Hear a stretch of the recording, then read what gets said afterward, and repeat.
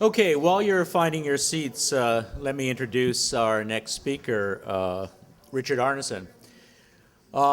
Dick has had the good fortune of spending his entire career at UCSD, our good fortune, beginning as an acting assistant professor in 1973 and moving up through the ranks to distinguished professor above scale in his current role. With a stint as department chair along the way and director of graduate studies and every other role there is in the department. He is indeed part of the foundation of our department. Dick gives the impression of being this laid-back guy. He loves to tell stories about his years of licentiousness at Berkeley. Whether those happened or not, I don't know. He may have been in the library the entire time working, I suspect. But in any case, any of you who know him know that he is the most tenacious philosophical arguer, and an argument never ends with Dick. You just sort of manage to get away, and you'll begin again at some later date. He's an enormously productive scholar. All of us measure ourselves by him. He has over 100 articles on all sorts of topics in ethics and social political philosophy. They're sort of more or less coming together around two main topics on which he has book projects: egalitarian ethics, justice, and responsibility, and whatever the consequences. This is a great Dick title: anti-consequentialism. So that sort of gives you some broad sense of the areas of his interests. He's going to talk to us this morning on luck and equality. Dick Arneson. Okay, there's some handouts going around. I'm not sure they'll help, but anyway, there are some handouts. There might be some handouts on your table. I want to say, I'm from a certain wing of moral philosophy, but UCSD, it's like there's a huge quilt which a lot of different people have put in patches. It's an enormously variegated quilt, still being made. I suppose the most famous member of the philosophy department is still Herbert Marcuse, a grand figure in the critical theory tradition. And following Herbert, we get Bob Pippin and Jerry Doppelt, Fred Neuhauser, and others carrying on that work. That's just one strand. There's Fred Olafson's work in existentialist ethics. There's Henry Allison's work on Kant. You can think of Pippin and Henry as a sort of Kant-Hegel mafia. There's my Pat Churchland on neuroethics, and Paul as well. There's my colleague David Brink is writing a book on Mill's progressive principles. Even as we speak, he'll probably finish a chapter before this talk is over. There's just many others. There's just a lot going on. So when I first came to UCSD in 1973, I came from UC Berkeley, where at the time we did philosophy of language and we rioted in the streets. That's what So I was hired as a political philosophy, but really, I knew a little bit of speech act theory, and I knew how to crank a mimeograph machine and organize demonstrations, and that was about it. So the first thing I did was take a seminar with Professor Stanley Moore, and I'm sure I learned a lot. He was an expert in the history of political philosophy. I'm sure I learned a lot. Well, I could have learned a lot from him, but what I was completely struck by with enormously intimidating, the stare and the eyebrows, the enormous bushy eyebrows, and I knew I could never follow that act. I've been trimming my eyebrows closely ever since, and so this morning I'm going to give a quickie overview or a kind of watercolor sketch of an approach that I, along with some others, have been pursuing in social justice over the last few years. So I just want to, I'm not really no arguments, I just want to describe the idea in a simple way that I hope will make it at least somewhat attractive. A quick description would be, it's an asocial theory of social justice, right? So this sets it against a dominant view nowadays that serious justice obligations, what we owe each other, gets triggered by dense social interaction. We may owe something minimal to distant needy strangers, who are in peril and might benefit from our help, but strong responsibilities arise within a political society. Members of social groups that interact and cooperate together, then special principles kick in, responsibilities of justice. These responsibilities might vary in strength across networks of people, varying with density of social interaction. So on this approach, in order to show, for instance, there's serious global justice responsibilities, we need to show that there's a global cooperative framework, or that there's dense social interaction, or that it's getting more dense. So you would just call the position that principles are emergent in this way, social interactionism. It's a theory of justice that includes provisions such as, if and only if social interaction of type A occurs, then we get principle P applying, and that's the view that I want to set myself against here.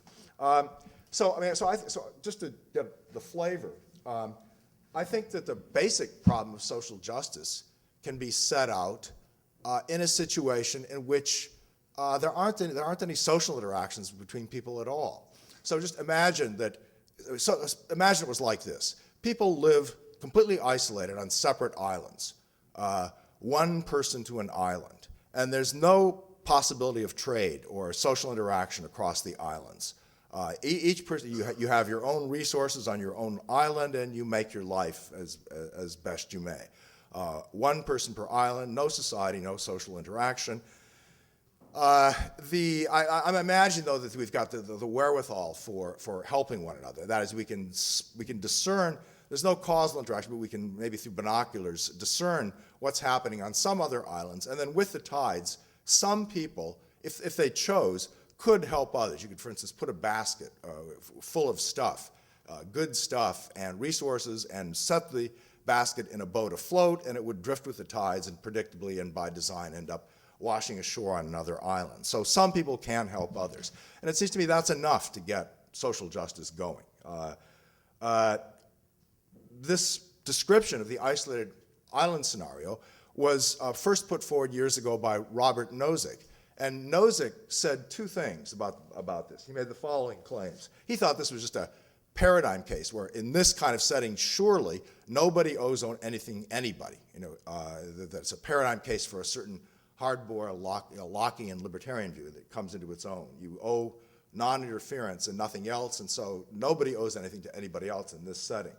So the Nozick's claims, this is on the handout now, so long as the islanders live autarkically, none has any moral right to any of the possessions or property of any of the others.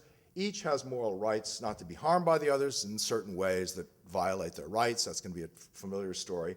But none has any moral right, certainly not any enforceable justice right, to receive aid from any of the others. Everyone has their own life to live, is morally free to pursue it, and in this setting it's supposed to be clear that appropriation of land and resources yields full, valid property rights to those resources. So that's the first claim. The second claim is that from that standpoint, I mean, if absent trade and interaction, no islander has any moral obligation corresponding to potential recipients' moral rights to supply any aid to any other islander, then merely engaging voluntarily in mutually beneficial trade.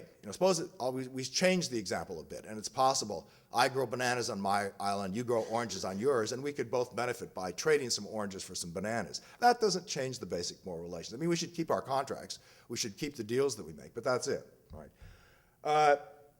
It isn't the case that the engaging in trade or social interaction gives rise to special positive duties, that new principles come into play, of duties of special aid or claims that other people have on us.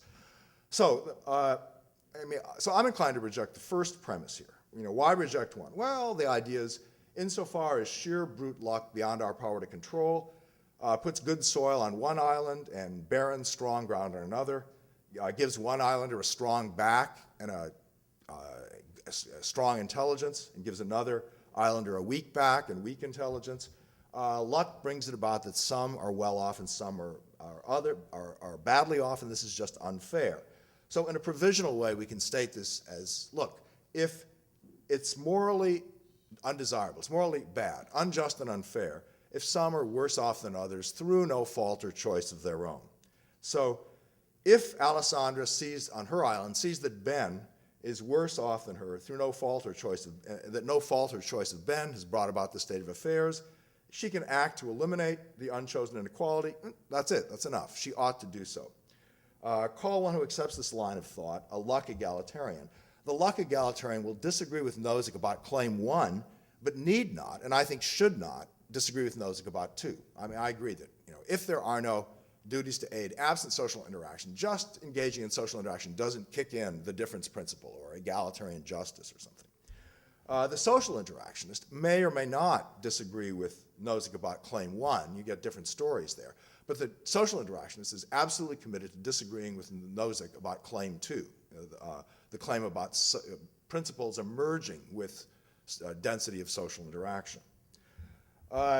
So to clarify, the Nozickian libertarian will allow that one may sign a contract with others that obligates one to give aid according to the terms of the contract. The issue is whether trade and other forms of interaction trigger duties to treat others in certain ways independently of the terms of the contracts actually made. And actually that isn't quite right as to what I want to say. That's close enough. We'll just move on here. So the social interactionist may or may not disagree with Nozick about claim 1, but it's definitely committed to denying 2. These views are often concerned to defend the claim that we have specially demanding justice duties that hold only among fellow countrymen and not across national borders. One then gets a kind of two-tier fundamental morality. We may owe something to people just as people, right? But then there's, with social interaction, with social relations, we get emergent principles and some stronger principles, justice, the second tier, coming into play. Or it could be, in more complicated versions of the story, it could not be just be 2 tiers, but variegated, a continuum of interaction, a continuum of emerging duties that arise. The conflict between social interactionism and its rival, so that's one dimension along which social justice, I want to claim, should be understood as asocial. There are other dimensions, and this comes out if we go back to the question of the 2 islanders. And suppose you agree with me, rejecting claim 1, that just the bare fact that someone's in peril, I can do something about it, that might trigger an obligation to help. I focus on transfers from better off to worse off, but I should say, I mean, there can be situations where maybe the transfer should go the other way. I mean, suppose I'm on my island and Bill Gates is on his island. He's extremely well off and he's leading a great life, and my life is poor and miserable. Nonetheless, I've got some stuff on my island, some chemical element or something, that does hardly any good for me, but would do enormous good for Bill Gates. It seems to me in some settings here, it can be, obligatory for me at cost to myself to be helping out Bill Gates, even though he's a lot better off from me. Right? So the luck egalitarian says we have duties to, roughly, modulo the Bill Gates story, that we've got duties to help the worse off.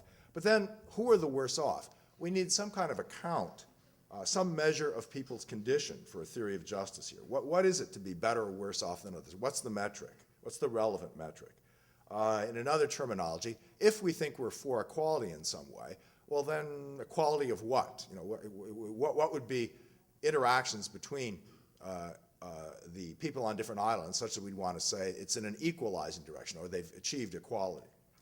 So one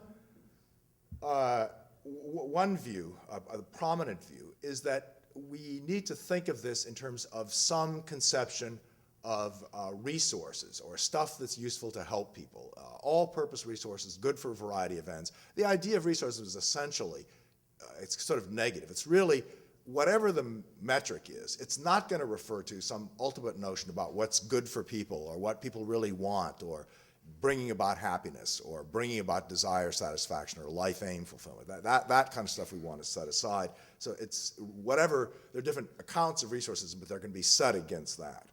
And